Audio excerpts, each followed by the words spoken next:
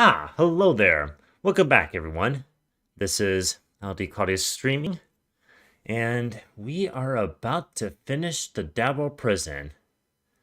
It's been quite a little while since I actually read the Dabbarow Prison last Christmas, but now we're starting off with the New Year's.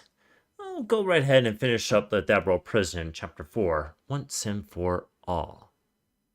And for those who are actually tuning in as of this January, I just want to wish you guys a happy new year. And we got some pretty good exciting stuff I'd like to go through. So once I get the Dabbarow Prison read, I'll make sure at least I go through the slide, same as before, finish it once and for all, then I want to go out there and beat Goldeneye to low summon. That's what I want to see myself do moving forward.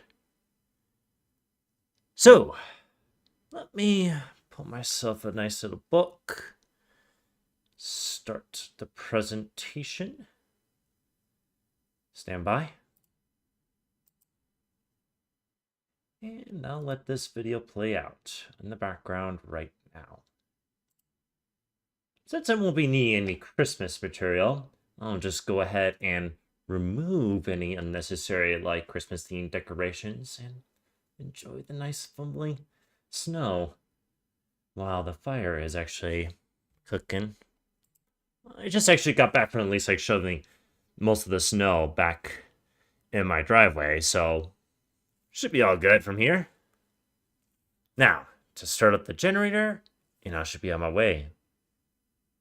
Without further ado, let's begin.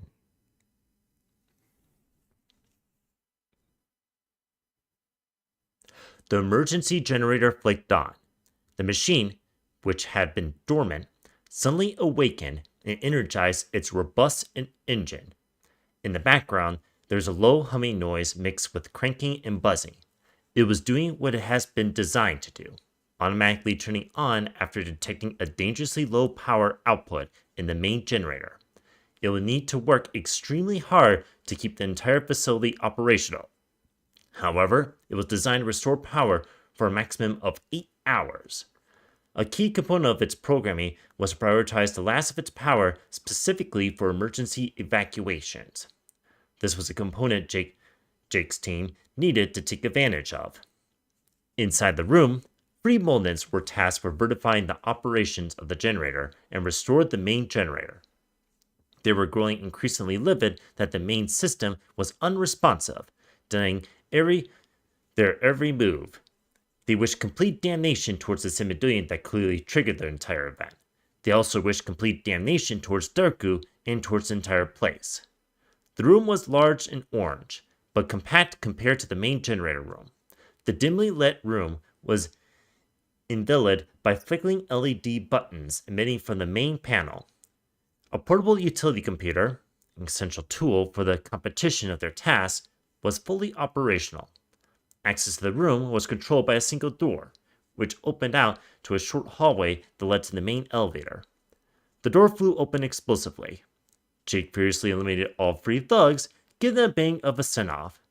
Now devoid of hostiles, he walked towards the console and activated his comm. "Darku, I'm in," he said as he examined the electrical components. "Can you brief me of how this damn thing works? According to the security manual, the only way to override the lockdown is to shut down the generator.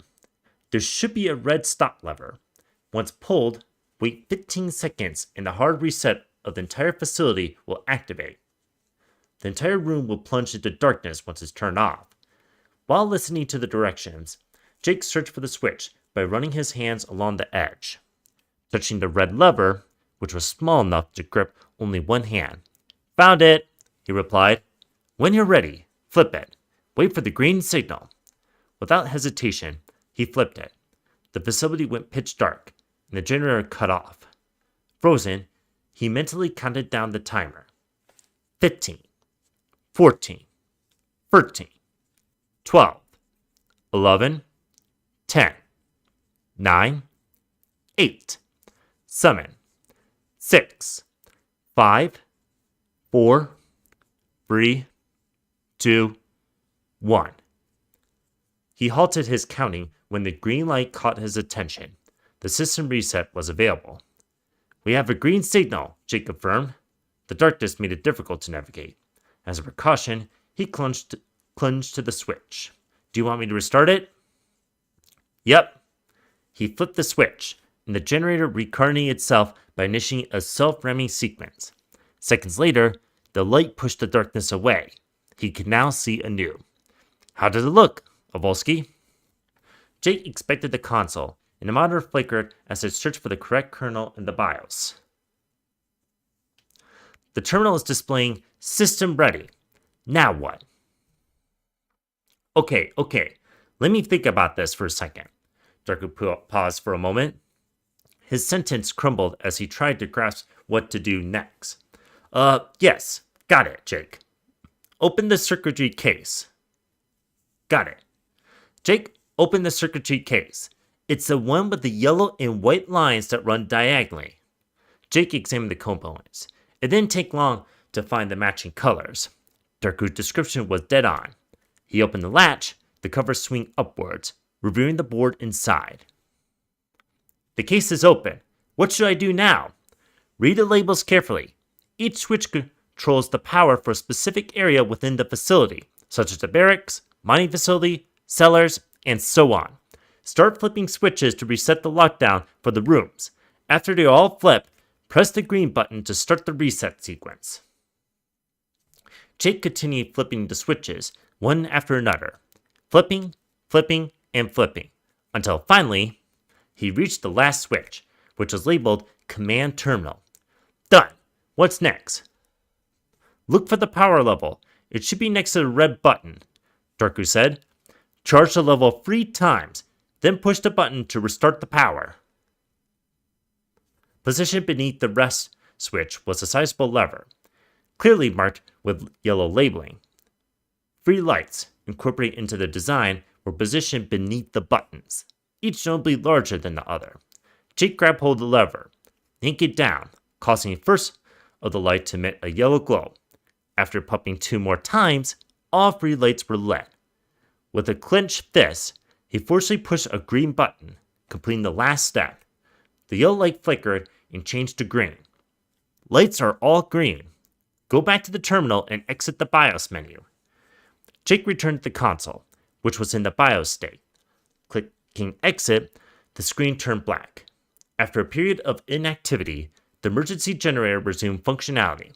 The entire lockdown sequence was reset, and the machine restored the facility back to normal operation. They have 8 hours to escape. "All right, Darku, it's back online. Now head to the elevator," Darku said. He used his wizardry computer skills to summon an elevator near his position. "I'm sending an elevator to your The banging gunshots blared into Jake's ear, cutting off Darku's voice. Then he said, "Oh, fuck! Darku? Darku! What's going on?" Jake shouted. "They made contact. They're closing in our position. Hang in there, Darku. I'm coming." Realizing he was running short on ammo, Jake ravaged supply from the falling men and left, breezing through the short hallway to the weighted elevator. Once he was inside, he pushed a button for Darku's floor. Frustrated, time ticked by. It could not rise fast enough for him. On the 8th floor, the elevator door opened wide. Jake moved out. An unexpected foe emerged, grabbing him by his neck. To counter the surprise attack, he slammed his attacker back against the wall. With each blow, he plummeted his adversary until they relinquished the hold on his neck. After effectively thwarting the ambush, Jake threw the enemy down in disarray. As he leaped to retrieve his assault rifle, 2 Moldens emerged from another elevator. Unprepared, they were forced to engage in a hand-to-hand combat. Jake grabbed the first one in the stomach, then shifted to his right. The second Molden retaliated. He responded with a push towards the catwalk railing, followed by a punch to the face. While stunned, he shifted his weight, grabbed the adversary's back, and tossed him over the catwalk. In Pearl, the Molden fell to his doom. Reacting swiftly, he pushed himself back just in time to evade a sharp blade, swung by the now recovered first adversary. As he continued to stab, Jake latched onto his arm, forcefully breaking it. Disarmed, Jake attacked him with his knee. As an irrevocable act, he delivered a powerful punch that caused his target's jaw to dislocate. The Molden hit the railing and fell on the catwalk. Taking hold of his primary weapon, Jake made his way towards a new, resistant individual that appeared against the wall. He aimed for a clean headshot, and their kill was achieved. Footsteps echoed down the hallway. The enemy was closing in from the left. Seeking protection, Jake found silence in the sturdy hardcover structure, shielding him from the flying bullets that relentlessly pierced the wall. Under heavy fire, fully suppressed, he cursed as he fought back.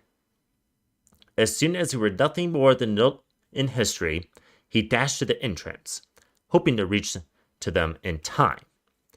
His entrance went unnoticed by the 5 Moldens shooting at his mates.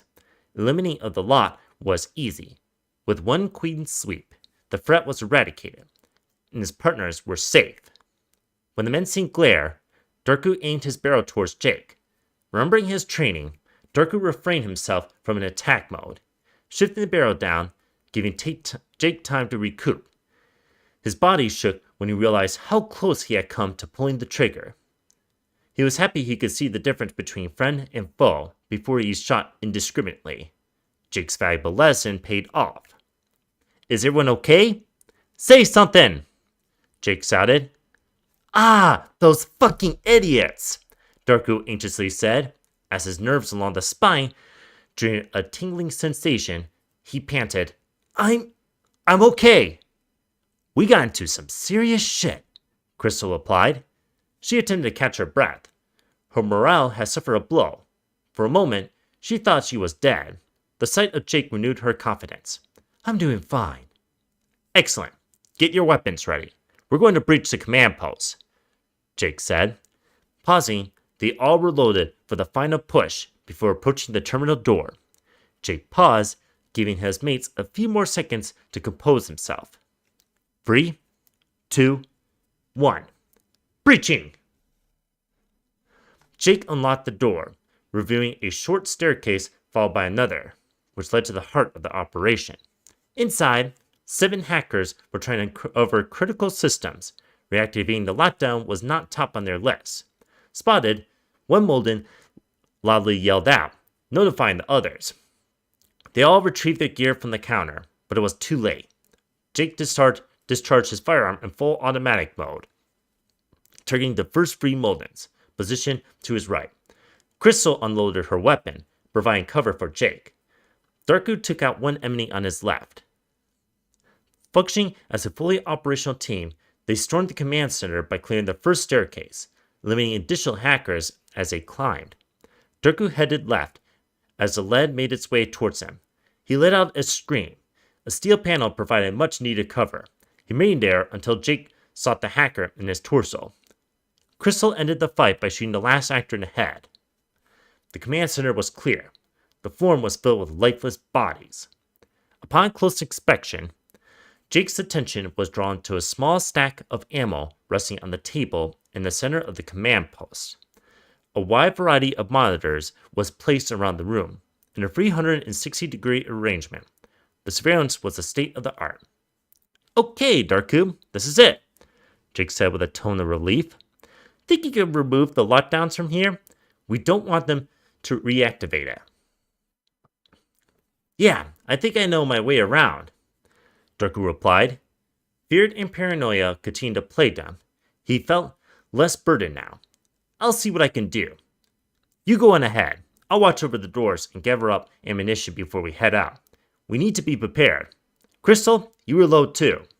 After closing the door, Jake stood at the main table and calmly made final preparations. Engrossed in typing commands, Darku commenced the process of diligently breaking into one of the computers. Loading the files containing the security credentials he needed was his only aim. Removal of the lockdown software was a critical component of their ability to succeed.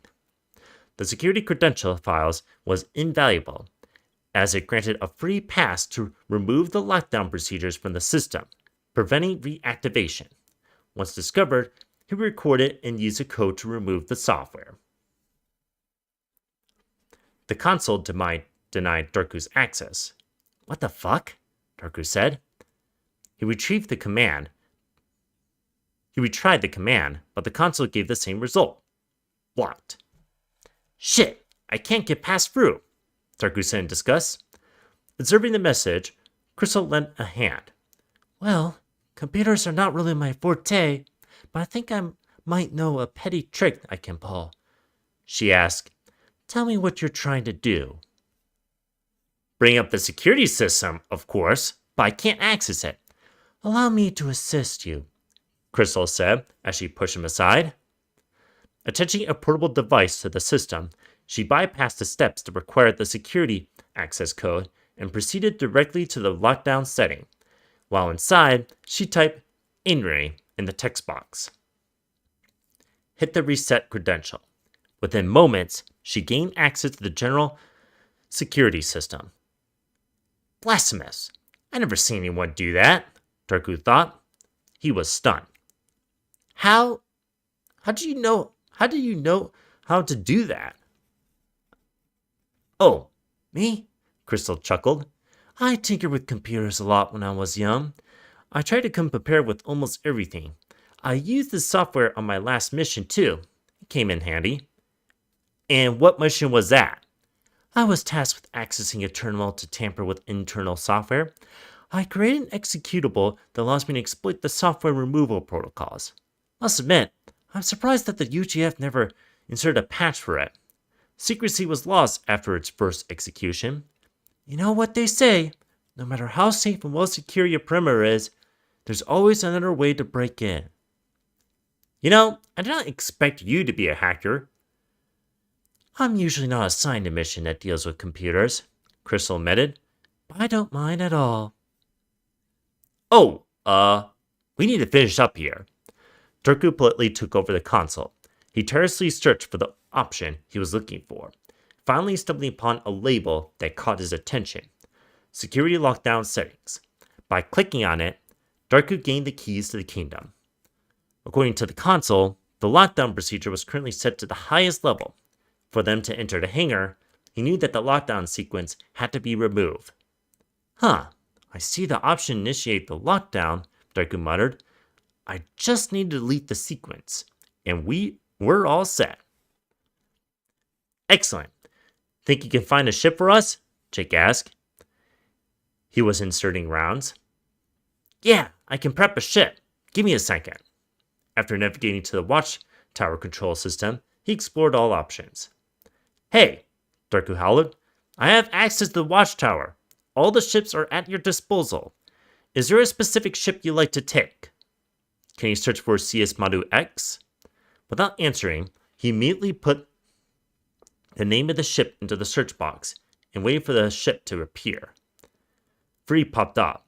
Now all he had to do was to check their status, ready or in service. The ship bios and status flashed on the screen. As he gazed upon the capabilities of the prototype ship, his astonishment grew, as it was hard for him to comprehend the vast power it provided to whoever was entrusted to control it. Are you referring to this vehicle? Darku said. Affirmative, Jake responded with a smile. With the correct ship initiated, Darku prepared it for takeoff. First, he had to perform a quick diagnostic test. This approach allowed him to verify the status of each of the onboard system. While waiting for the results, he prepared a fake request for the watchtower to allow the release of the ship from the hangar. Okay, I started a quick diagnostic check, Darku said. It shouldn't be too long. You might want to sit tight. In the center of the expansive screen, a symbol of a ring unexpectedly emerged. As a modern ring, the label Unknown Caller appeared. What the? Darku said. He was tempted to respond to the call until... Don't answer that transmission, Jake said. Darku ceased his movement without tampering with the message. He stared in disbelief. Why? What if the UGF is sending us a distress signal? Darku protested. We don't know for sure, Jake exclaimed. Why can't I answer it? I think we should... Quiet, Darku, Chica shouted. We could be stumbling into a nasty trap. What if Darku was right? Crystal protested. What if it is the UGF?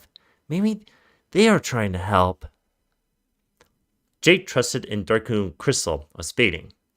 Taking a brief pause, he contemplated the rationality of taking the phone call. What if his followers were right? What if it was a distress signal? What if they require our assistance? What if they wanted to warn them about something? The ringing continued. Regaining his wits, he pushed Darku aside and answered.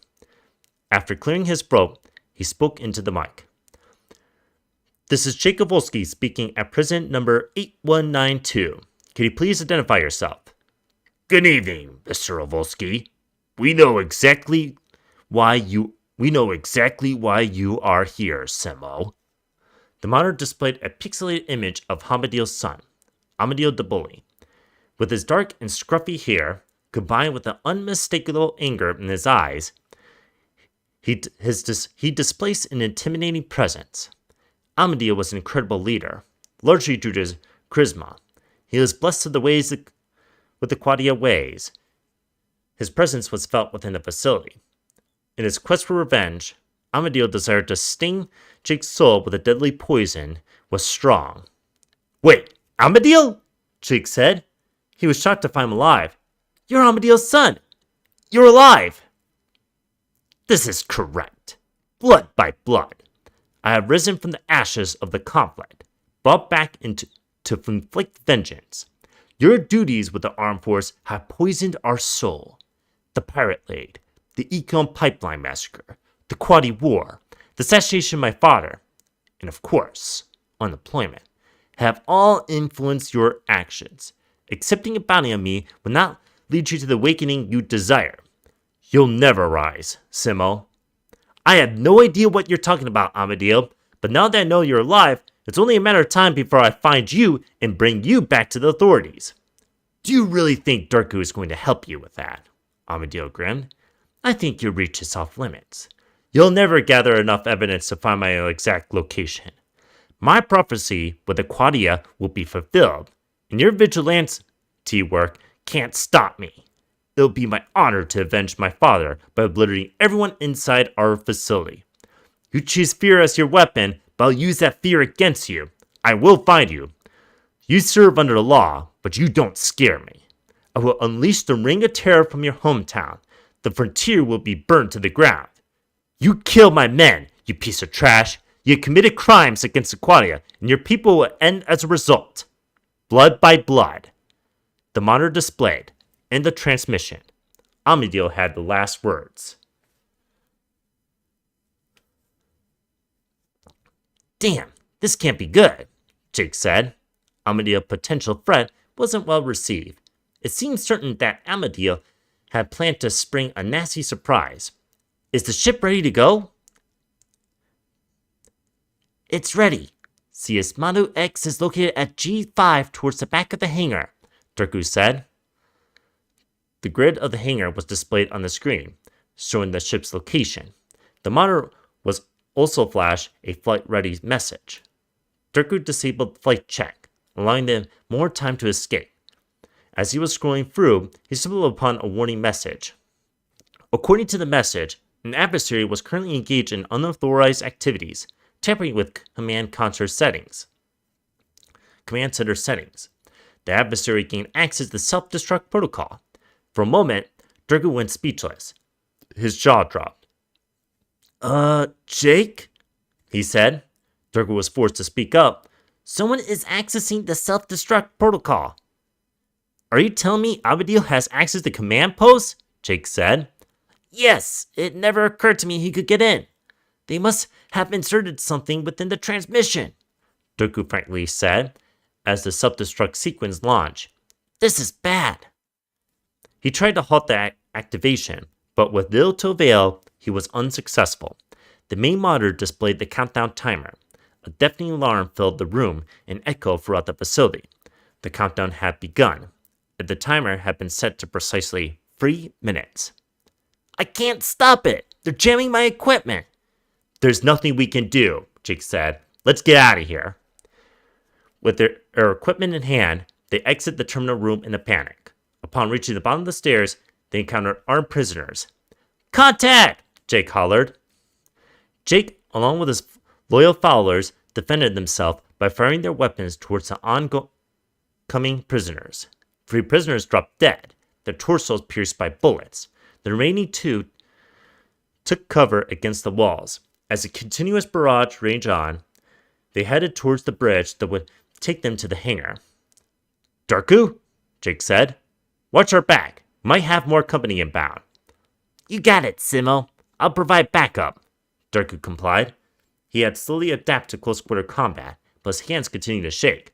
Flanked by 2 prisoners, he dropped one standing in the middle of the hallway. The other retaliated, suppressing Darku from further engagements. Pressed against the doorway, he struggled to breathe. Jake and Crystal bravely crossed the bridge and cleared out several prisoners hiding behind steel crates. The bridge, which was narrow, provided an overview of the runway. You're clear, Jake said, after doubling back to remove the threats, buttering Darku's advance. Come on, Darku! Regroup, they ran along the bridge. What does it look like down there? Crystal said as she panted. Through the glass, Jake glanced under the bridge. The scene at the runway was chaotic, with prisoners scattered in various directions as he boarded their assigned ship. The watchtower, looking at the upper northeast side of the runway, was trying to organize the chaos. There's thousands of prisoners running all over the hallway. There's no way we can get to Earth 5 when they have complete control of the hangar, Crystal said. We'll see about that, Jake said in an assuring tone. Knowing they were outnumbered, Jake's next gamble would determine everything. 2 minutes and 30 seconds. Decisively, reaching the end of the bridge, they descended a single flight of stairs.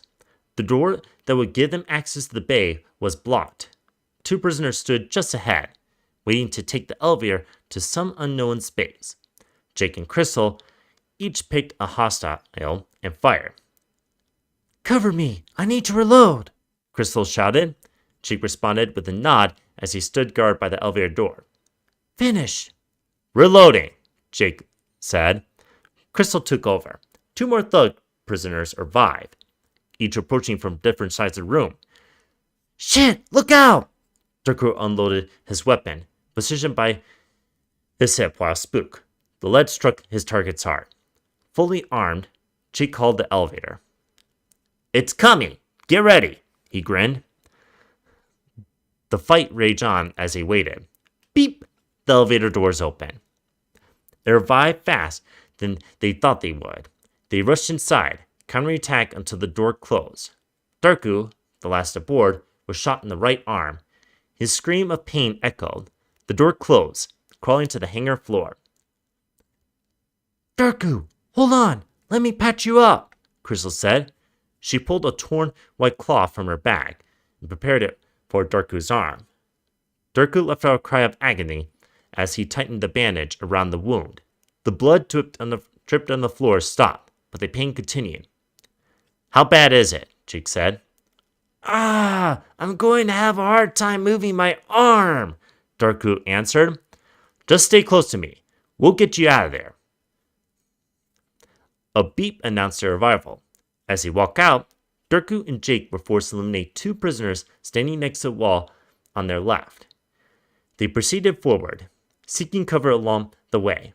Suddenly, a machine gun roared back to life and pounded the wall. That goddamn machine gun is pinning us down! Stay close to the wall! What should we do? Darku asked. The pain in his arm threw him in a state of increased agony. We need to use smoke to conceal our position, Jake answered. Anyone got smoke? In response, Crystal retrieved a smoke grenade from her inventory. Darku, do you have one? Can you use a grenade launcher? Jake said. Darku struggled as he grabbed free from his pocket. He gave a thumbs up. Here's the plan. We'll cover the runway with smoke. It will give us the leverage we need to make it to the Saber 1, Jake instructed. Prepare your launchers. I'll let you know when to release your weapons. Crystal did not miss a beat loading hers. However, Darku encountered momentary difficulties while loading his round into the chamber. Not allowing frustration to build, he slipped the 2 grenades into position. They both waited patiently for the signal. 1, 2, Free, Jake said. Now! With perfect synchronization, Darko and Crystal deployed their smoke. They hit the ground, exploded, and sent smoke along the runway. White particles permeated the atmosphere. For the moment, they were concealed. Darko struggled to aim his launcher. He was a little stiff from his wound, but shot the final grenade towards the hangar door where Saber 1 awaited. Rushing, Darko reloaded and fought once again to steady his arm. He knew that the more smokes they deploy, the safer their passage would become. 80% of the area was covered. It was up to him to take care of the rest. 2 minutes remained. Wait for it, Jake said. Biting his tongue, he checked the area one last time. Clearing his throat, he shouted, "Go! Move it! Get to the ship!" Crystal dashed through the smoke first. Jake and Darko followed close behind. Jake coughed amidst the smoke while Darko struggled to keep up. The pain in his arm was now unbearable. He kept telling himself that he needs to move or be killed. The thoughts caused him to slowly pick up speed. With its relentless firepower, the machine gun ravaged the runway, cutting through the billowing smoke. Darko increased the intensity of his pace, using all he had left to reach to the entrance to Arch 5 landing area. Panting and coughing intensified. He paused, momentarily, to catch his breath. After reaching the landing pad, Jake unleashed the last of his mag into the smoke, hoping to stop any prisoners who may be foolishly approaching. "Heads up, Darko. We got contact," Jake shouted. "Move! Get to the ship!" In running and shooting stance, the entire group advanced. Upon reaching the ship, Darko and Jake continued to fight the resistance. Crystal hit the automatic door opener, causing the ramp to push forward and descend. Get inside! Get inside! Crystal shouted. Jake and Darko scrambled up the ramp, triggering Crystal's immediate response to begin the closing process. "I'll lock the door! Get to the cockpit!" Without saying a word, Jake ascended the steps, passing through the small, slitting area until he finally reached the secure cockpit. Eager to take charge, he confidently claimed the middle pilot seat, pressing a button to boot the control panel, which was currently offline. A steady hum was the first sign that the ship was coming alive. The brightly lit console displayed the status of various systems, including the ramp, which was marked as closed. 1 minute and 30 seconds remained. "Okay, system check initiated. Take off less than a minute away," Jake said. "Darko, can you take the gunner seat?" Absolutely, Darko replied. He sat down and familiarized himself with the controller. "Seems easy enough. Any advice?" "Use the joystick to control the minigun. Squeeze the large trigger. We need to eliminate the thousands of criminals lurking on the runway. I have enabled the gunner controller. I will need you to control the heat until the engine check is complete."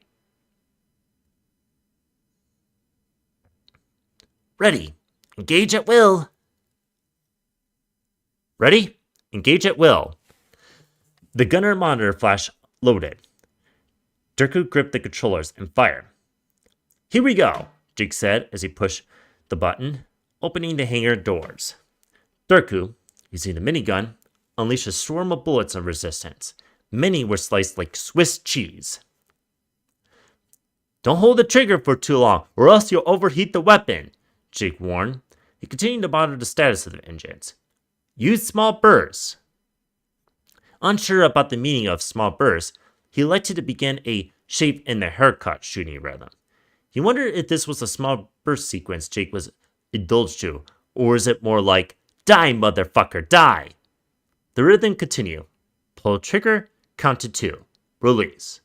Pull trigger, count to 2, release. The distributor gauge, acting as a guide, gradually dropped, confirming he had selected the correct rhythm. "I see you have enjoyed playing with your new toy," Crystal said to Darko sarcastically. Darko seemed to be hogging all the action. Consumed by the feeling envy, she hastily positioned herself in a nearby sit, allowing her to witness an unsettling spectacular. Less than a minute remained. "Shove it, Crystal," Jake growled. "I don't have time for your jealousy. I'm in the middle of getting the damn engine up." Taken aback, Jake spotted several prisoners carrying anti-air missiles. currently positioned near several storage containers up on the right side of the runway. Durku, anti-air missiles at 2 o'clock!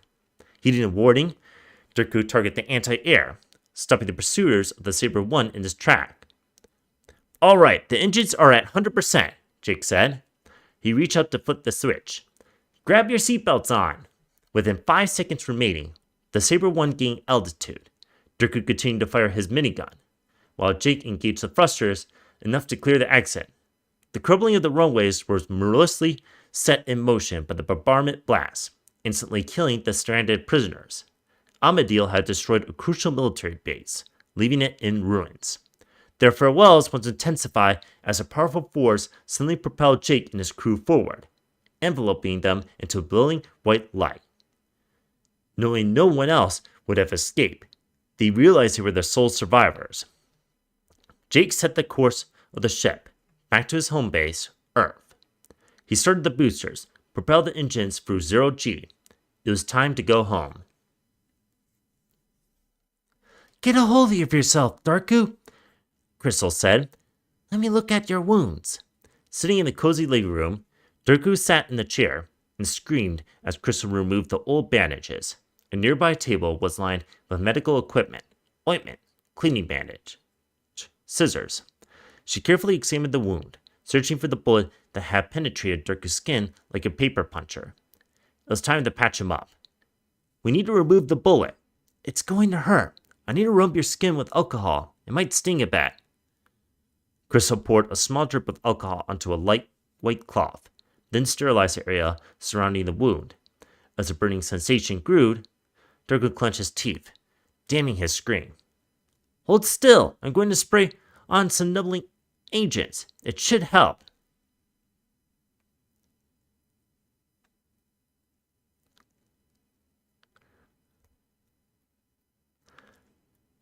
Crystal said. She grabbed the chemicals from the emergency kit. With the discomfort diminishing, Durku took one more relaxed stance, allowing the medication to heal. The numbness spread up his arm. He tried to move it, but mobility up to his shoulder was lost. Rather than becoming overwhelmed, he allowed Crystal to do what she needed to do. It's the least I could do, Crystal said, as she finished applying a clean bandage. You're free to go, Durku. Nervous about fading, he remained seated, limiting any potential embarrassment. Thanks, Seeloff. Crystal nodded as he tidied the table. A drink of water washed away the fears of fainting. Durku stood, flexed his arm, and returned to the cockpit. Heading to the door, Jake said, What took you so long? Was that little bullet giving you a problem? I'm okay. It's not that bad. Good, Jake nodded, feeling at ease. He continued, I look forward to cracking into your database when we return. Sitting down, Durku stared out the window, staring nothing in response. A beam of light flashed off the ship, emitting blue particles, revealing an exquisite beauty of what was to come. Feeling safe, Jake took his time reestablishing visual connections with his base. Lawrence, this is Jake Volsky. Report. Jake spoke. Silence emerged. He sat patiently, eagerly waiting for a response. Lawrence, do you copy? I can read you, Volsky, Lawrence said. He observed Jake's appearance on his monitor. What in the bloody Nora was going on? We detected the destruction. It was Amadil, Jake answered. He hacked into command post and initiated the destruction sequence, obliterating the entire facility. Is Durku on board? He's sitting next to me, looking out the window, taking in the sight. Jake answered jokingly. He suffered a minor injury, but Crystal, Australia picked up, patched him up. Enough for now. I see you are in the CS Madu X, Lawrence said. He had recognized the control panel. Great pick. Tell you what, drop the ship off at HQ and report back to me. Will go, Lawrence, Jake implied. I'll see you soon. Undeterred by the long journey, Jake resentfully pushed forward, steadily making his way back to the extraction point. He sat back, reflecting. Up to this point, he was pleased with how the mission had been accomplished. The lockdown had triggered fear, fear of being trapped. He has shaken off those fears, but he can stop the feeling that those fears may return. With his mate's help, they escaped the facility. Darku was the prize that Jake was fortunate enough to take home. He knew, when he returned to base, Darku, to rectify his wrongdoings, would assist him in finding the Stratai factory. He commits himself to seek retribution against the Pather, but for the moment, he kept this promise to himself. And we are done. The end. Okay, it's a little cheesy for me to say this, but let's go back to the presentation I have open right now, shall we? Okay, the escape. This is going to be the last commentary I wish to make for the slide, so we'll go right ahead and go through this right now. So, a couple things I want to at least mention in this slide. As you know that I could tell, Simmel is off to make his escape for today. Out of all the chapters I worked on since February 2020, the escape is the most brutal material I worked on in January. Reading this chapter right now, wow, I feel like I'm a real nerd. I just spent almost an entire month having to explain a lot of the step-by-step stuff on how to restart the generator. It's almost like an IT must have written this chapter, but not an air charge department who worked on Veilguard. This slide will not talk about politically propaganda material, but I want to start digging into this chapter. First off, this chapter begins when Nicholson takes his leave out of the command center, and he was off to meet with a Pather leader. Nothing too exciting to go through, but I need him to exit stage left so Jake can take over the scene. I did have initial ideas to create a criminal villain, but I'll shelve this idea for now. The only thing worth pointing out is that he's a mad scientist responsible for making droid assassins and created the Awakening Encryption Act. Teaching Darku how to operate a firearm in combat really fascinated me. The main inspiration towards this section was my experience firing a semi-auto shotgun at a shooting range. My first gun I fired was a Remington Model 11. It fires a 28 gauge round and is based off the first semi-automatic shotgun called the Browning Auto 5. To give you an idea how it looks, the best video games that fully demonstrate its power is Red Dead Redemption 1 and 2, plus a World War I mod called Screaming Steel for Day of Infamy. Using such firearms is a real challenge with shooting claymores. With enough practice, shooting is more rewarding once you get the feel. Leading your targets was a novelty lesson and requires a good understanding on the ballistic trajectory. Since most firearms can be extremely dangerous, I created a proper diagnostics going over the safety features.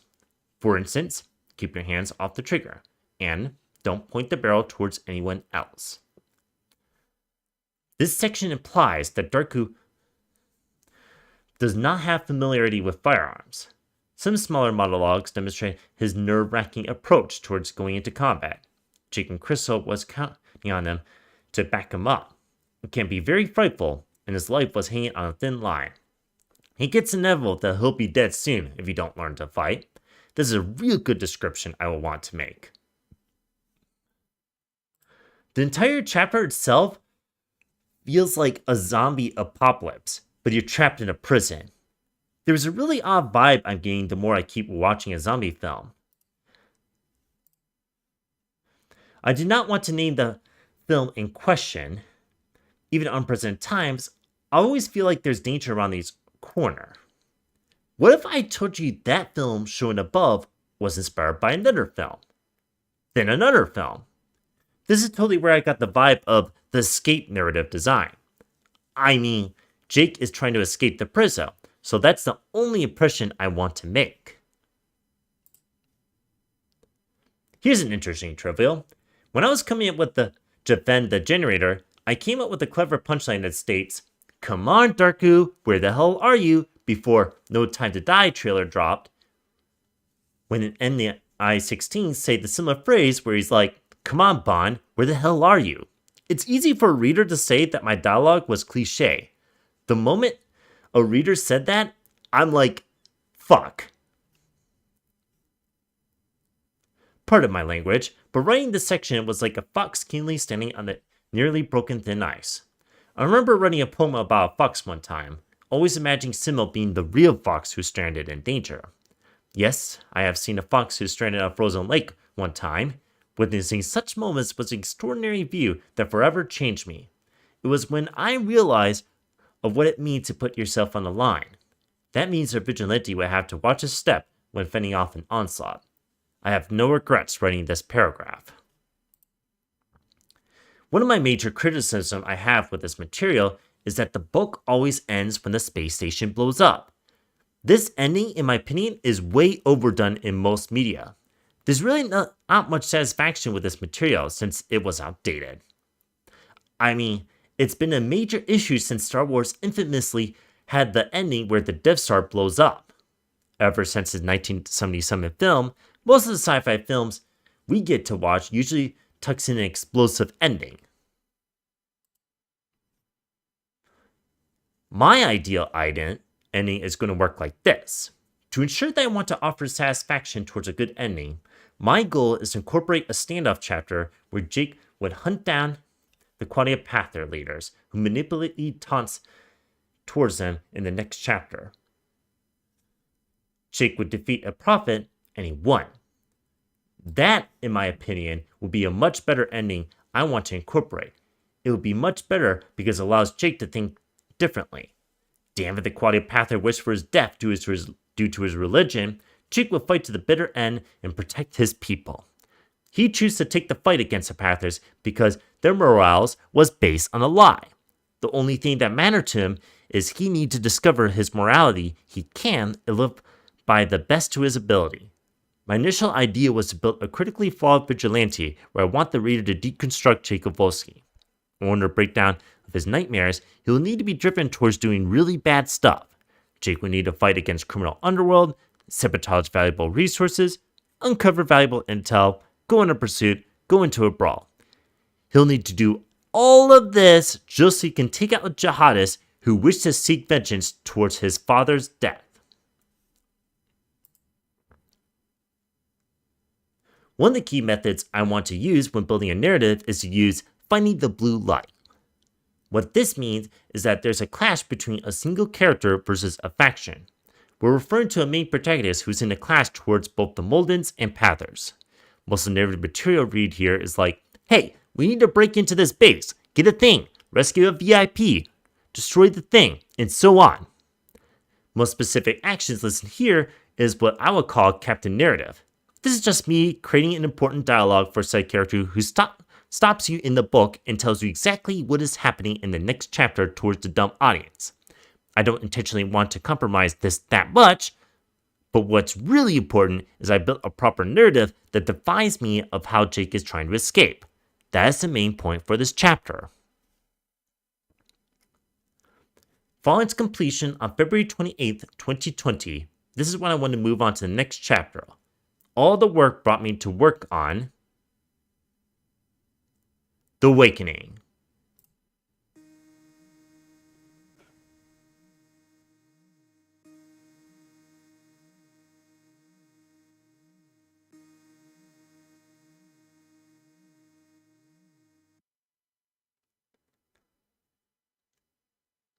So, what's next? Well, since 2026 is here, I'll go right ahead and at least go over the New Year resolutions right now for these following slides. So, the next stage here is I'm going to go right ahead and continue editing up to 5 chapters. The next blog post I'd like to publish is going to be Unseen Travel Trove Star Wars 1313 blog. Then after that, I want to keep going with my edit until my work is polished. These are the 3 specific goals I like to focus on moving forward. And afterwards, that's it. We come to the end of the slide. Thank you so much for tuning in. So, to cap it all off, I'm gonna exit the slide for just one moment, and I would like to boot up Goldeneye Double Summon. Stay tuned just a few moments.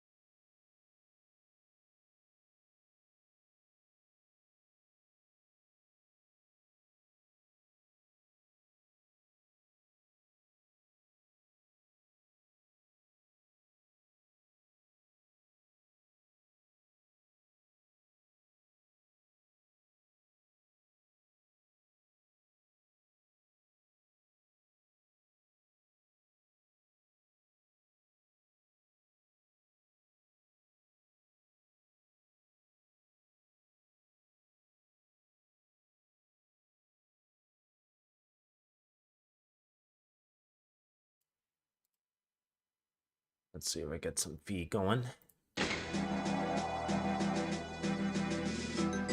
Ah, very good. This is what I want. Let me see where I'm at. Where am I? I'll just get rid of the mouse.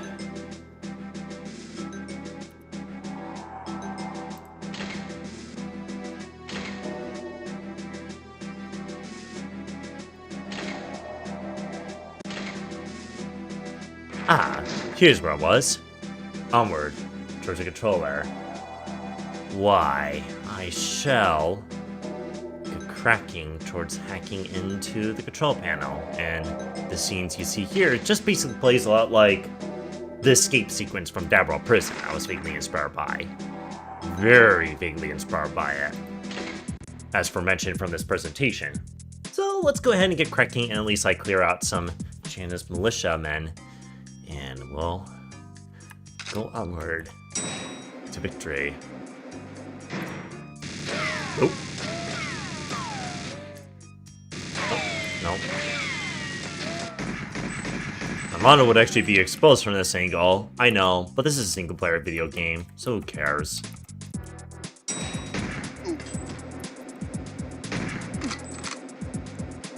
Yoink.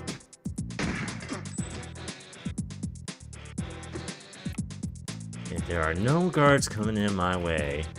How about here? No? Let me shoot this guy. Alright.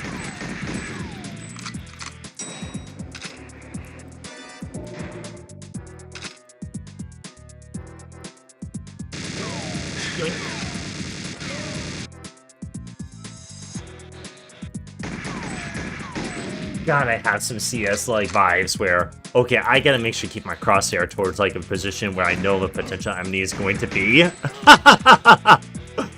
But little Timmy didn't know I need to watch the off angle towards those cheeky turrets. Damn, they're needless.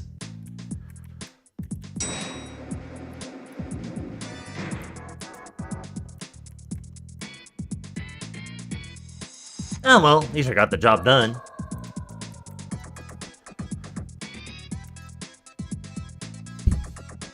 Well, only expect me to shoot a lock when I'm in here, so I'll have to wait till she tries to open the doors.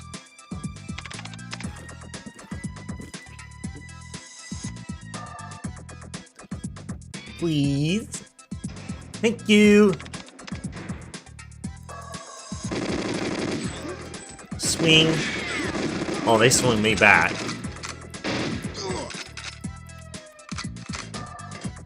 Let's just wait for explosions to go off. They could have at least like killed like a good chunk of them, but not all of them. Of course, they could probably see me, then they couldn't.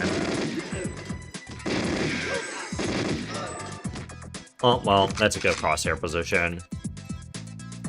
AKA, I technically slice the pie. Not practical, but whatever. It's good.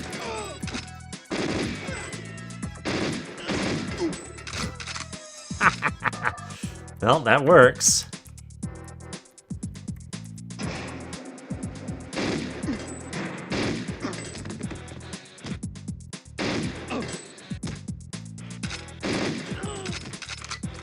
Yummy, yummy, yummy. Wish I could do that with my deagle.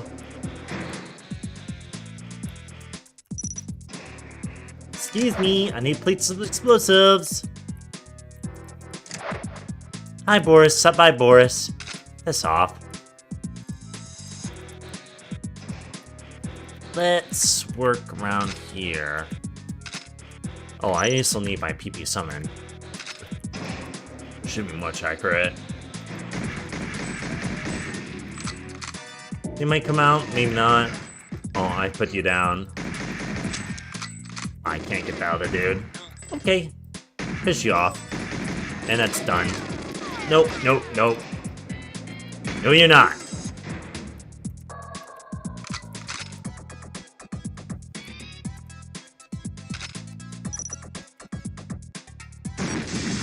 Make sure those explosives are 100% rendered.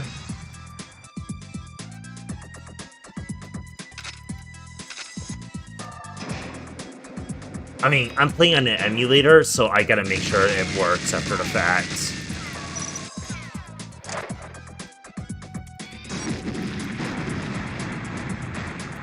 and they go bloody down.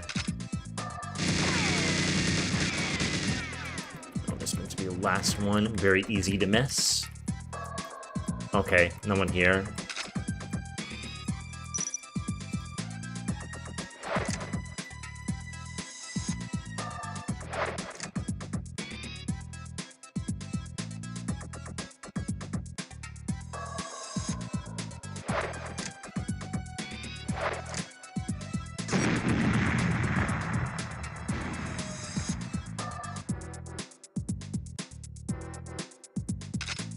Oh, perfect. I'll have like a ton of ammunition for this.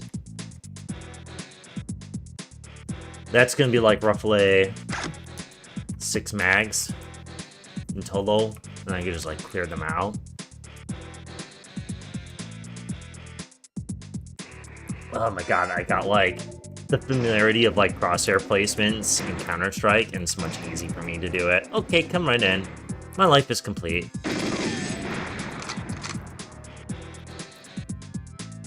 The lake room, please.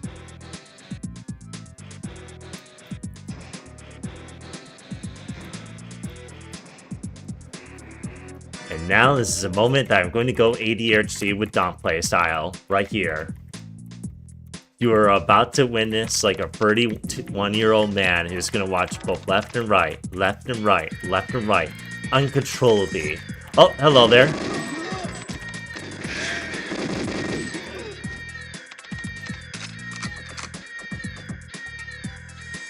Boy, those MP5 rounds can easily burn up so much rounds.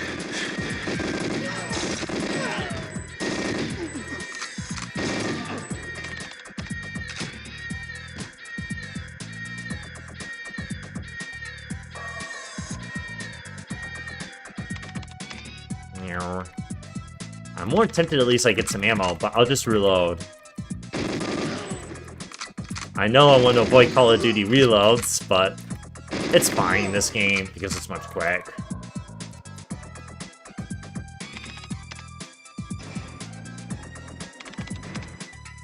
Oh, hello there.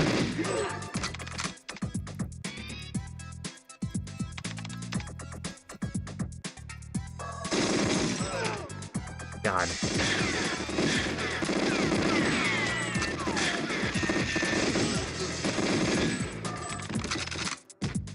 Once again, you see my little mouse cursor. 2 mags. Oh. Hello, where are you? Okay, over here. Nope.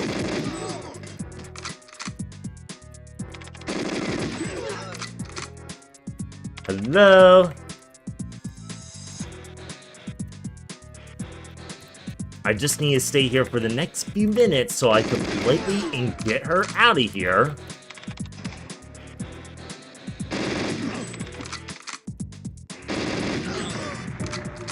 Wow. I never seen that in my clap. I put this guy down as he was about to grab a grenade. That never happens in my play. I swear. Okay, get out, get out, get out.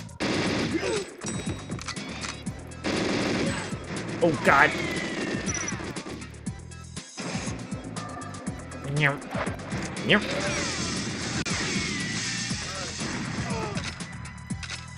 I gotta stick with my pistol of justice since I dry. God damn it. Meow. Meow. Oh yeah. Nope. Get in an elevator, and I'm done. Woo! That was close. Oh boy.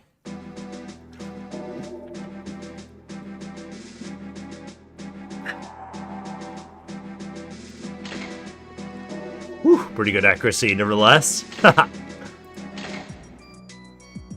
Alright then. To the caverns. Got some little laundry we want to work I need to do, so...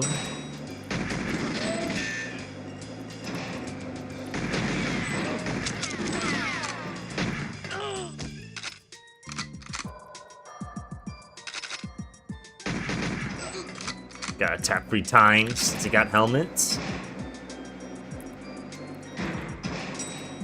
I don't know why I'm using a pistol here. Takes free.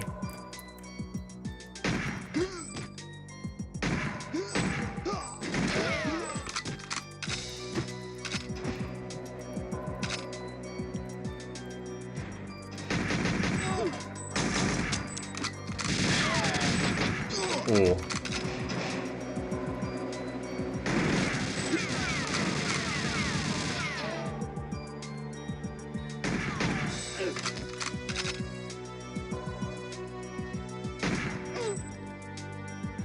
Just clear the guards the okey doke way.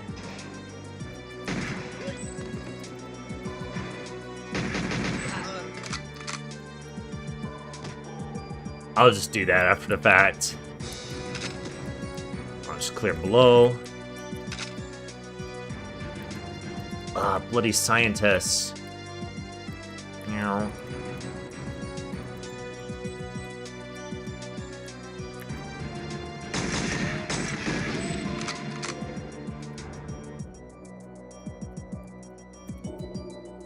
Just have to, like, clear them out the okey doke way.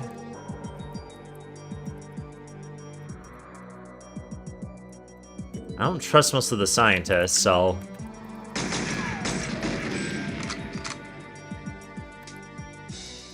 It surely would be nice to at least be able to destroy that thing over here. Let's see what the scientists do. I gotta take my time, nevertheless. And that's kind of less burden now. So I don't have much else I want to complain. Yep, what a shot.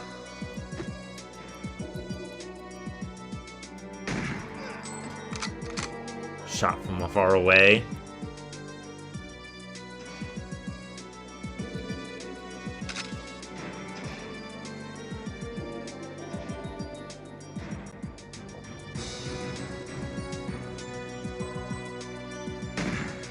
Pop, pop, pop.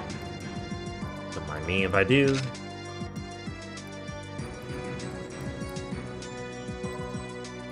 Oh. Ammo? Only got like a few M16 rifles. Just use my pistol, why not?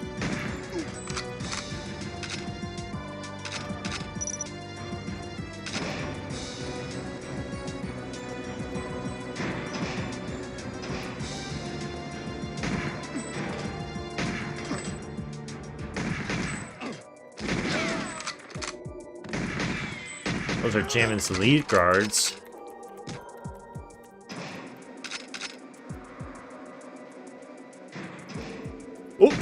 Nope, not that one. I know I could easily get traded for this shit.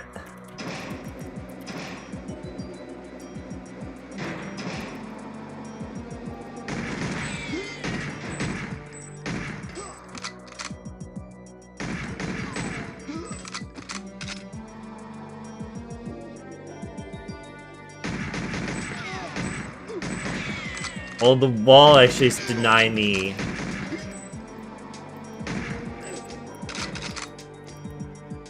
I'm taking precision shots is all I need. Pop, pop. Pop! I don't expect their awareness to be that great as you would think. I also got time miner.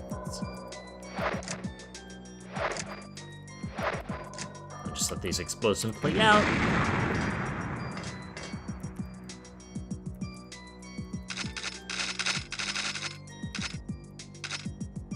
Ammo.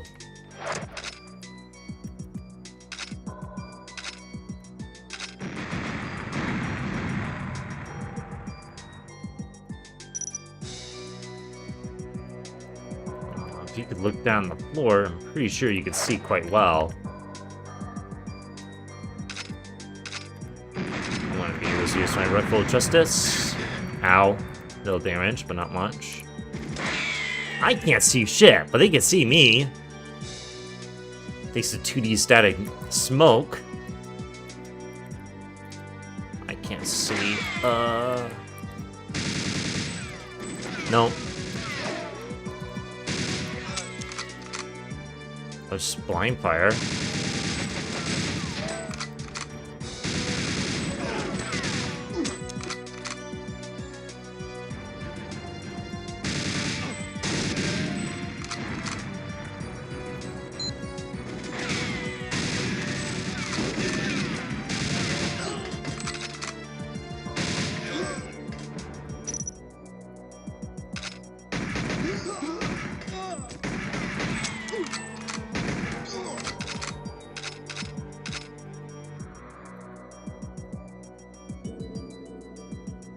Nope.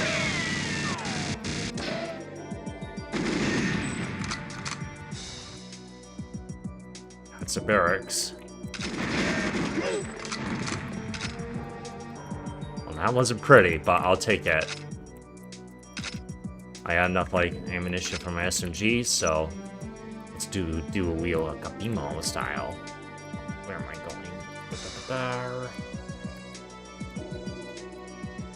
Yeah, I just got lost. Just look down.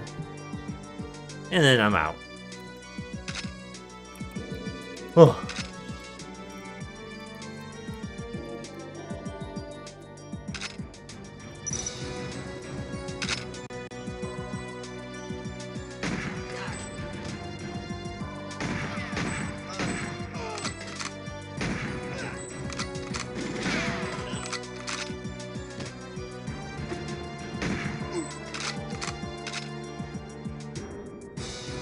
This is really cakewalk to get around.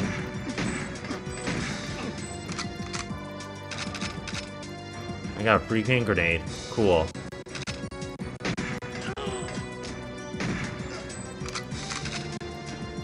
Yep, there's one guard.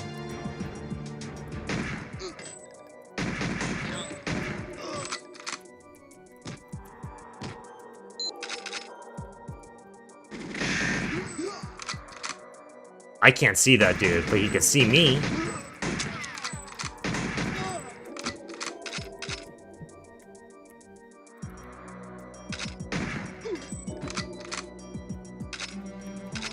I got a ton of ammunition for my SMG, so let's go. I have to presume I should be okay for this run. So I'm gonna use a little help here.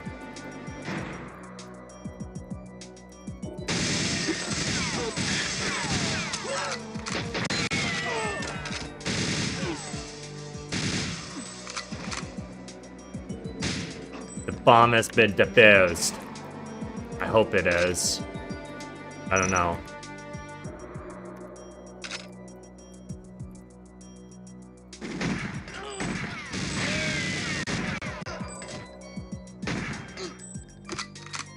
Nope, got it.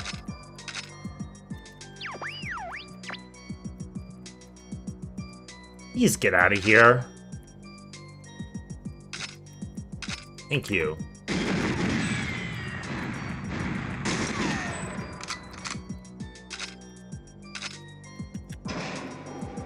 Alright, send you two out of here. Scram. Shit. I'll just isolate one guard. Keep it simple.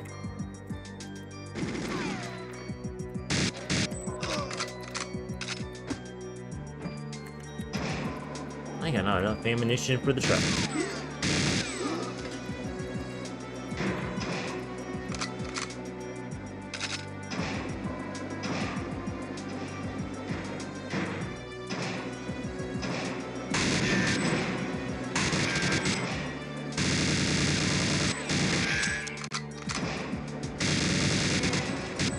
Oh, the explosive actually went off.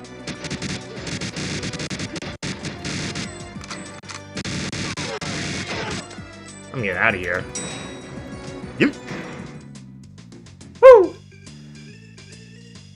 That was nice. A few seconds off because I had to take my sweet time waiting for the scientists to go away, but that's okay. Get the armor. Get the armor now, for love of God. I'm not going to be able to see some folks, but I know they can see me. Nope. But I know I'm going to come across some hard and cruel guards, so I want to make sure I conserve a little more ammunition as I can. No, no, that checks out. See that door? I need to destroy this thing, and then I'll win the game.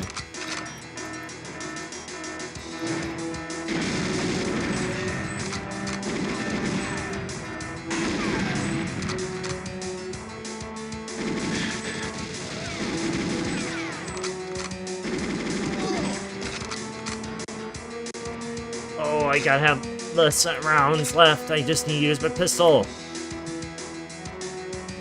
Yep, it's downgraded. So it's gonna take 2 to 3 shots. Well, 3 shots actually, mostly.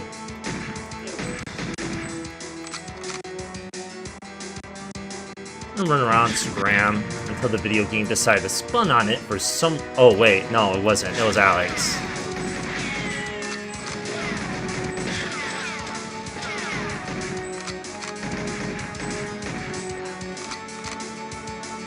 Rounds. Gotta get 20.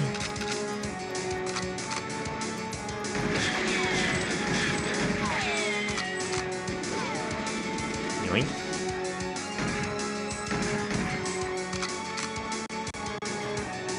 You gotta spurn some bullshit.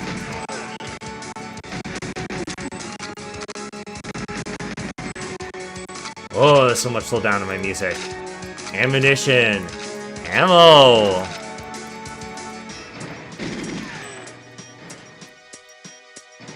Mine explosives. I'm taking armor. Thank you very much. And we're ready to go.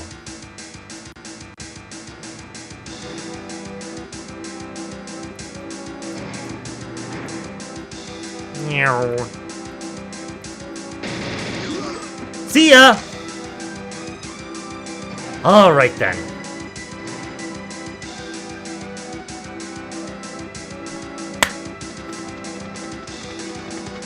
Here we go.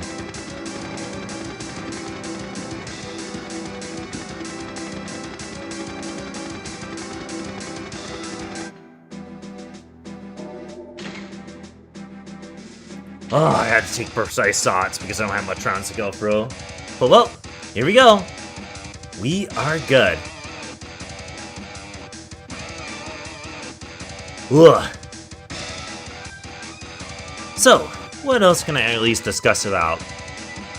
Speaking of this game, outside of like the Nintendo Switch release of Goldeneye Double Summon, I'm pretty sure at some point we might get ourselves a recompiled PC of Goldeneye Double Summon that will come at some point. So assuming I could get my hands on it, and the community actually puts a lot of effort towards, well, giving a lot of support for this game, I'll be down to at least I play it. But this time, moving away from emulator, but on a native PC. Something that I'm pretty sure Rare staff never really intended, at least I built it for the PC and is built for the Nintendo 64-bit system. Of course, that'll be quite a treat for me to at least play through, if you ask me. Here's Ken Loeb.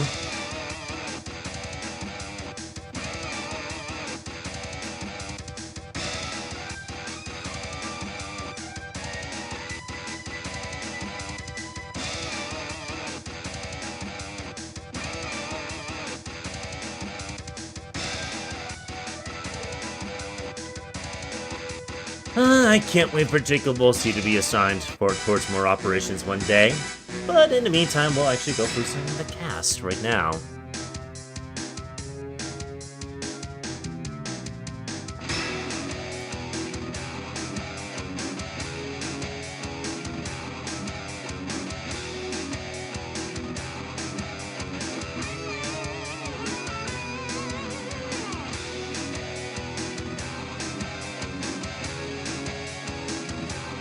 Honestly though, I really can't wait to see myself play like N64, and in case any folks are wondering if I'll play that game, you bet, I'll be happy to do it.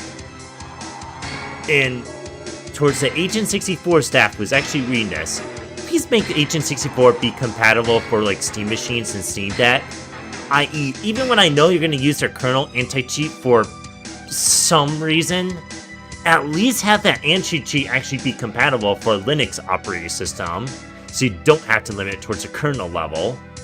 Though I really wish developers would stop putting resource into it and use like artificial intelligence. I really think it would be feasible, but it'll only be used as like a tool to be able to detect any irregular behaviors, both like in-game, using the voice chat, using text chat in general, yada yada yada. That's all it's going to detect. If it detects any irregularities, they'll probably likely try to boot that player, or at least temporarily like suspend that player for a while. And I really hope that with N64 coming out, I just really hope we have the ability to at least be able to host our own servers. And we could also play this like a LAN environment. It's actually compatible. I just really hope that actually comes together for the next game. If you're thinking I'm actually done with this game, think again, buddy, because I'm going to have to go to play Agent. So let's barrel through that right now.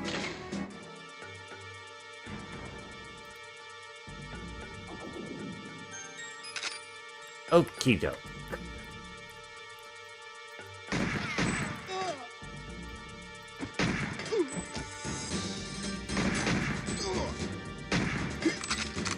Scram.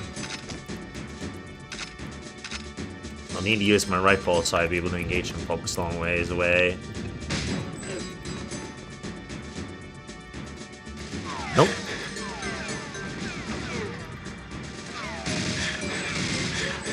Bro, this guy has so much armor.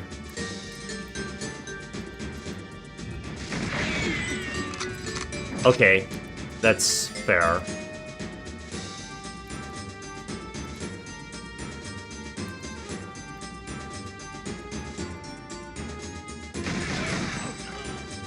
Yeah, very tough and cruel hostiles, unlike the previous game before. But fair enough. I'll just use my pistol of justice to clear them out. If I can. Hello.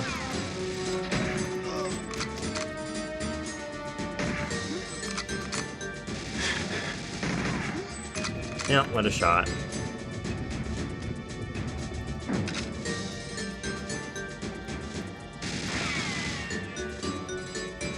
I'll just make sure to place myself crosshair position. Flop. I'm sure there's another one. What about here? No?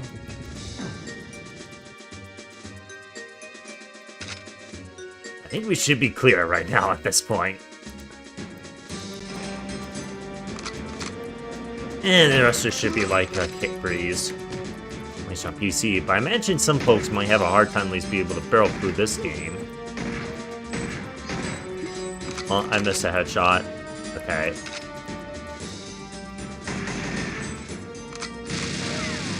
Yoink. Gonna take hard cover.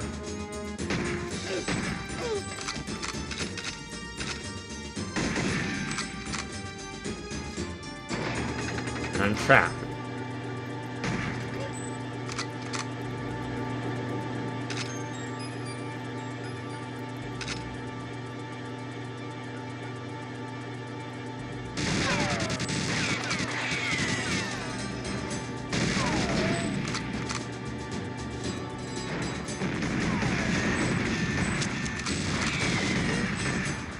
Oh, disabled. Give me the armor.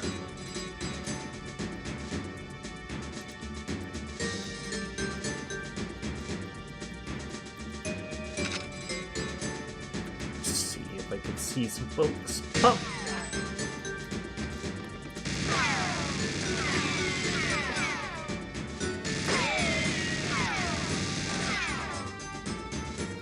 I can see the turret before I can see me.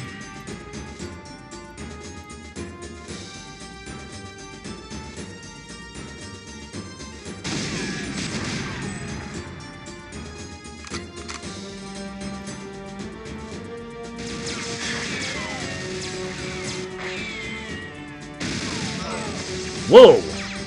How'd that guy get there? No matter. I have no laser right now, so I'm gonna have to use my N16 for this shit. Oh, hello there.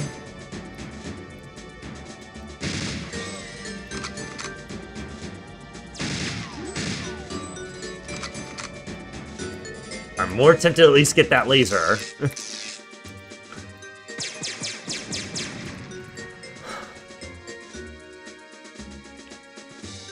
Okay. I'm gonna open the door.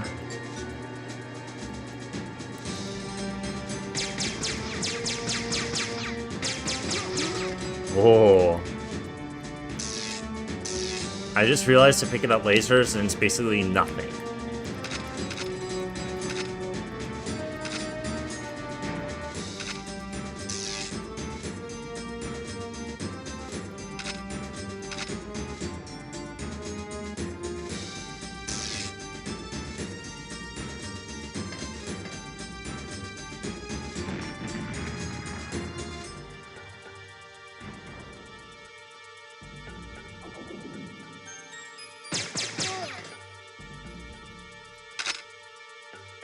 Thanks for the free grenade. Always wanted that.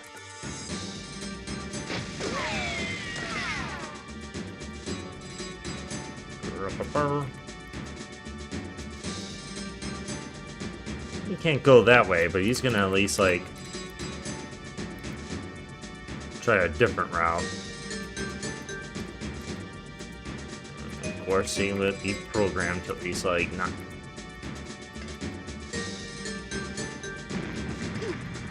well, the nade actually took care of him.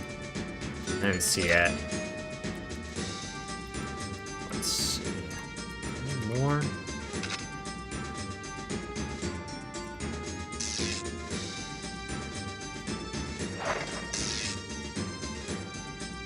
Oh, it does nothing.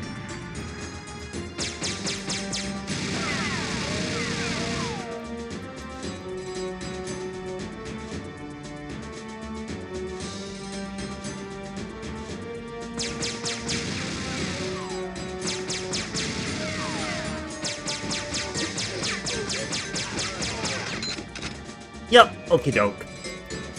We gotta speedrun this.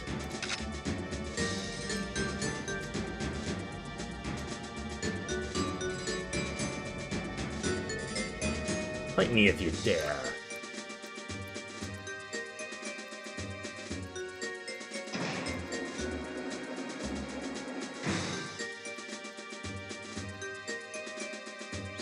I hope the door does not open. Okay. I have this equipped. Here's what we're gonna do.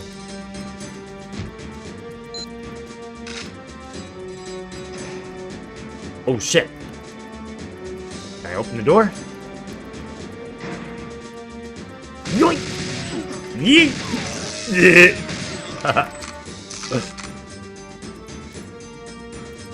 I got dual lasers, so that'll work. Ah! Oh, no. I gotta...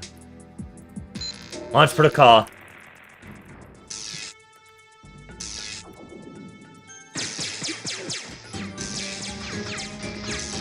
Bro!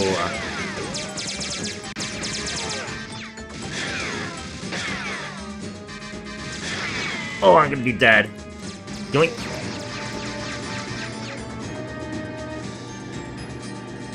They can still climb up the ladder, so...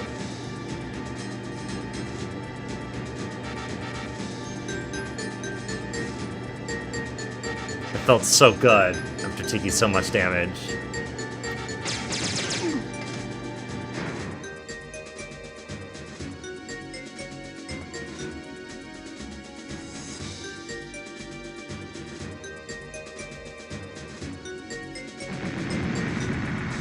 Phew! That was a close one. Almost done.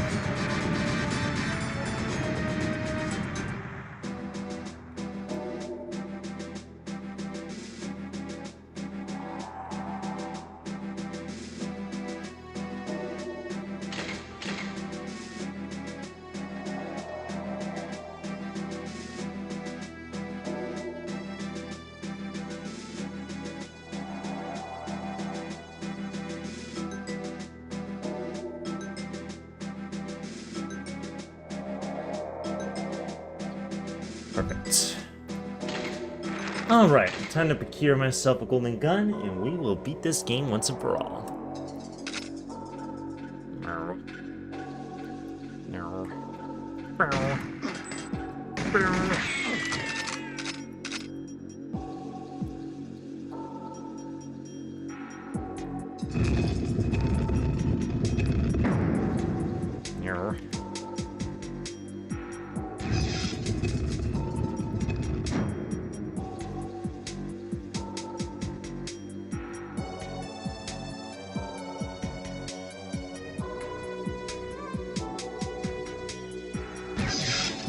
Yum yum. What do we got here? And I shall be off. I need these Uzis. I need my golden gun, but just as.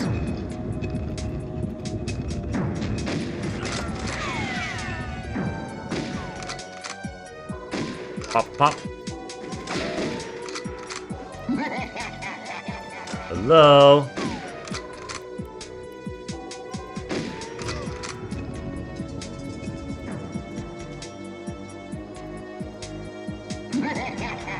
Oh, hello there.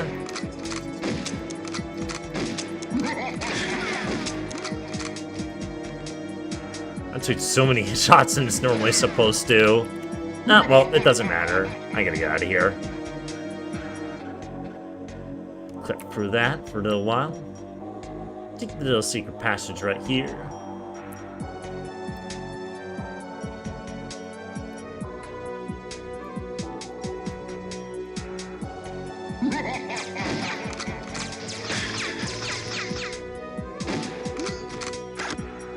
There we go.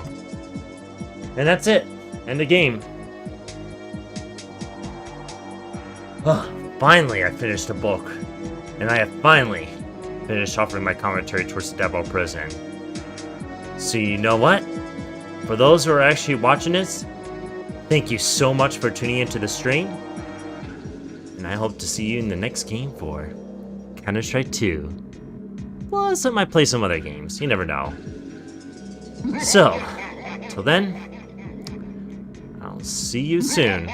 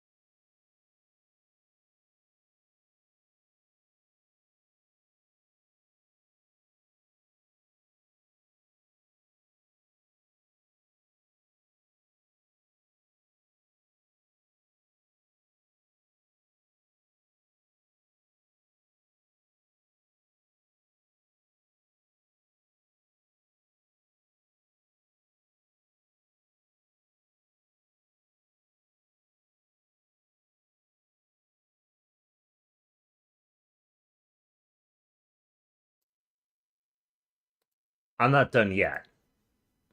I got some other important stuff I'd like to discuss. Please stand by while I transition to a new scene.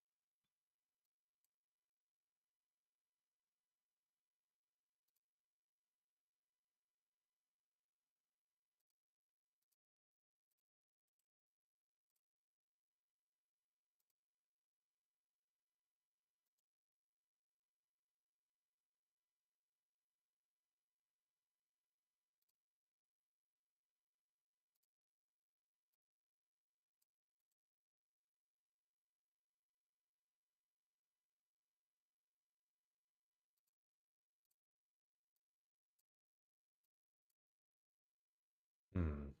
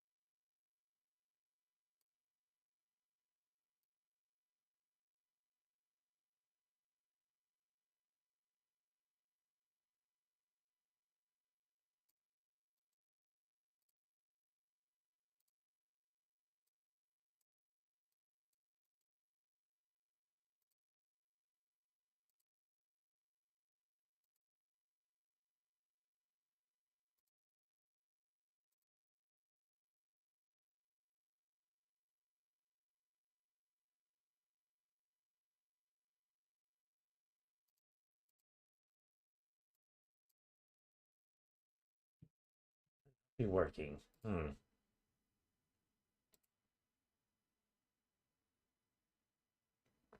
Here we go.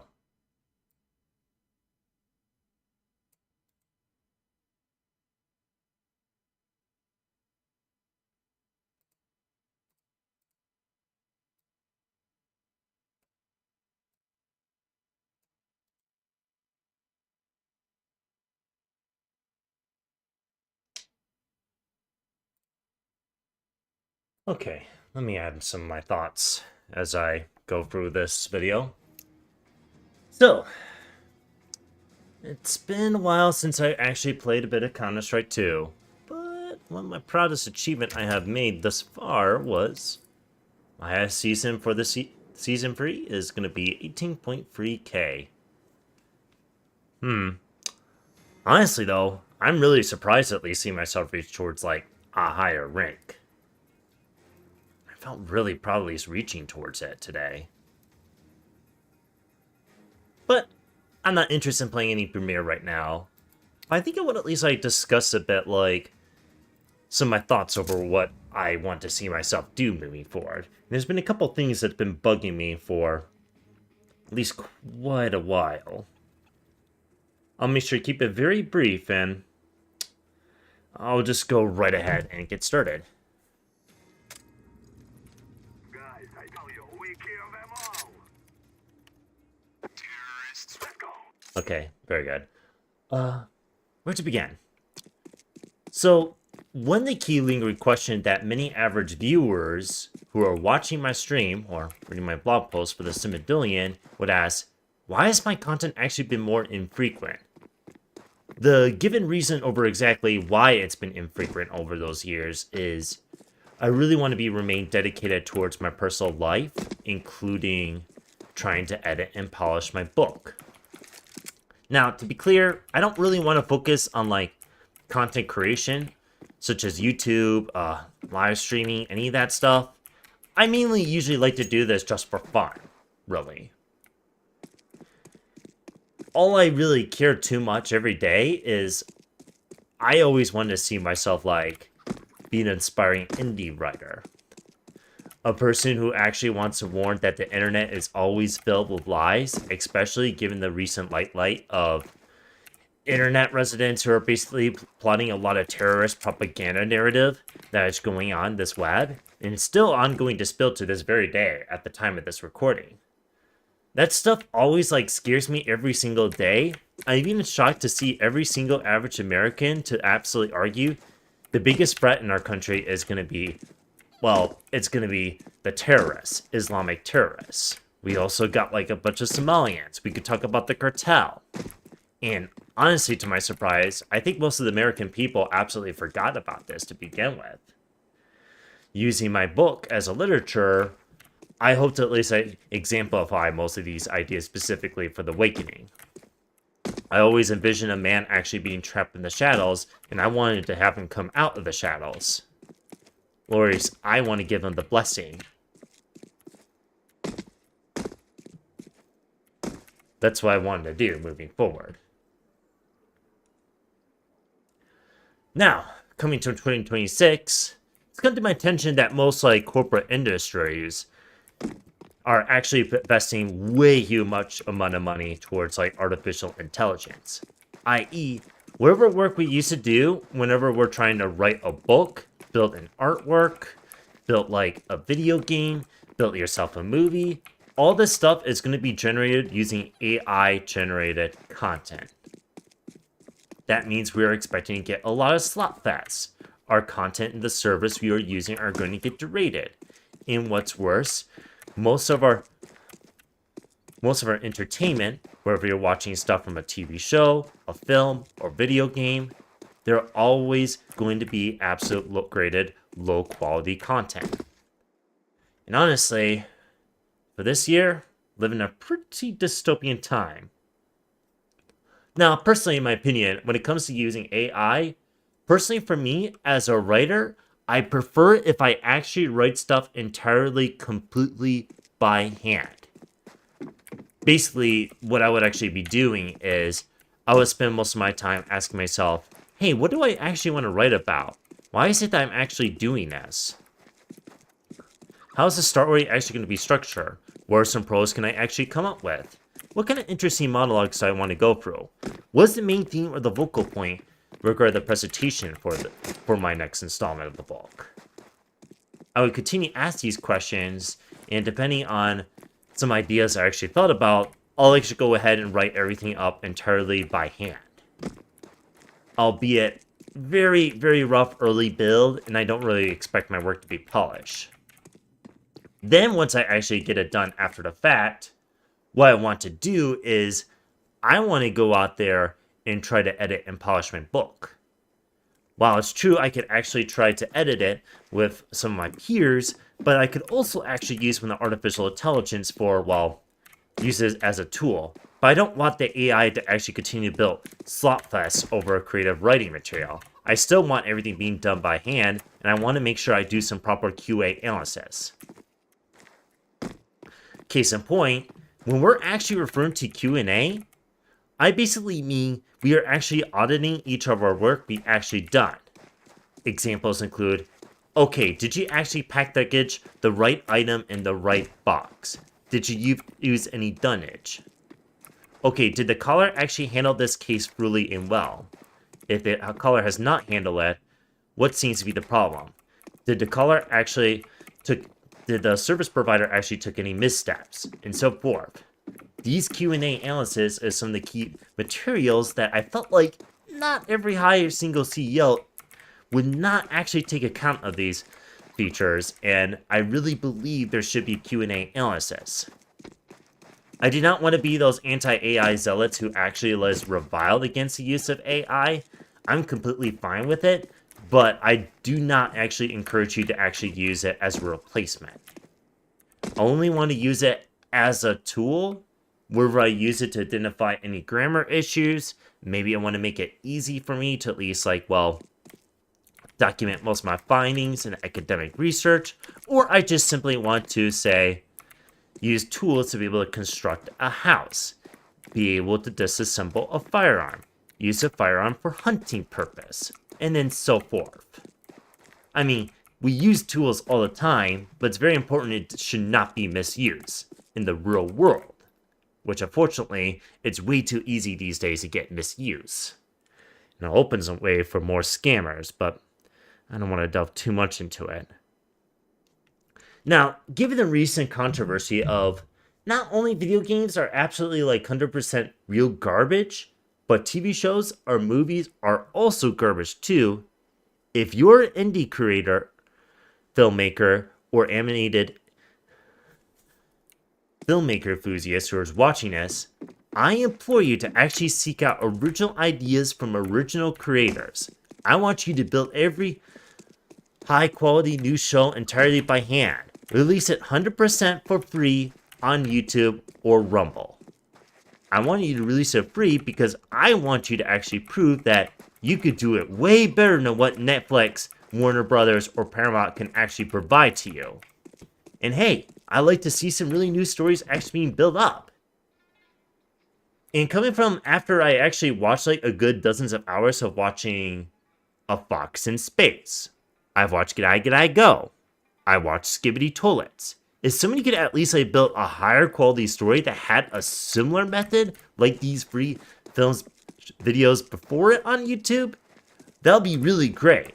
So if I were you, I would definitely want to seek out original content. I already did my part towards, well, I want to go out and actually write a book. And that's the least I could actually wager. And when I actually look at my material, I always felt like there's plenty of room for me to at least be able to prove my work.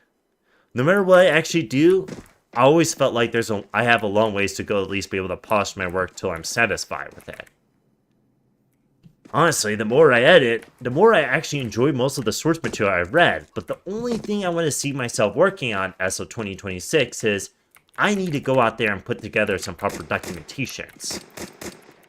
So if I could actually pull this off, that would absolutely be great. So doing this for 2026, that's exactly the planned game I want to do moving forward. Other than that, there's really not much else I want to say in regards to this epilogue. I really hope you at least enjoy what I've read thus far, though a little more rough than I would think. And if you're still watching the stream as I'm recording this, thank you so much for at least tuning in. Other than that,